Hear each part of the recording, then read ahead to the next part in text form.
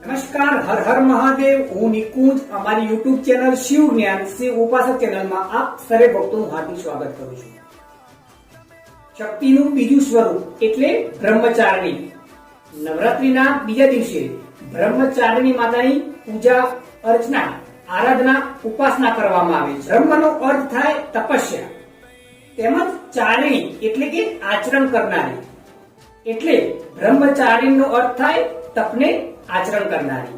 માતાએ ભગવાન શિવને પતિ રૂપમાં મેળવવા માટે ઘોર તપસ્યા કરી હતી, તેથી તેમને બ્રહ્મચારિણીના નામથી ઓળખવામાં આવે છે. સર્જનના દેવતા બ્રહ્મ દ્વારા ઉત્પન્ન કરાવાયેલી સર્જનહારી અજ્ઞાનના અંધકારને દૂર કરી આત્માને અજવાળી કરનારી સચ્ચિદાનંદમયી બ્રહ્મને પ્રાપ્ત કરનારી માં એટલે જ બ્રહ્મચારિણી માં. માં એટલે જ બ્રહ્મચારિણી માં. બ્રહ્મચારિણી માતાના એક હાથમાં કમંડલ છે અને બીજા હાથમાં જપમાળા છે. આ દિવસે લીલા કલરના વસ્ત્રો પહેરવા જોઈએ.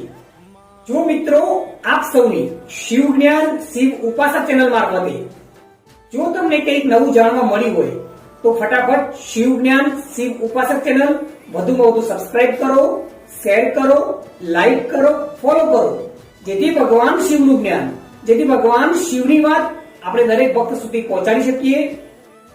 શક્તિનું પર્વ એટલે કે નવરાત્રી. નવરાત્રીના 9 શક્તિના સ્વરૂપોની ચર્ચા આપણે શિવ જ્ઞાન શિવ ઉપાસક ચેનલ દ્વારા કરવાના છીએ. જો મિત્રો તમને શક્તિના 9 સ્વરૂપોની જાણકારી મેળવવી હોય તો ફટાફટ શિવ જ્ઞાન શિવ ઉપાસક ચેનલ વધુમાં વધુ સબસ્ક્રાઇબ કરો, શેર કરો, લાઈક કરો, ફોલો કરો. હર હર મહાદેવ. જય કાશી વિશ્વનાથ. નમસ્કાર.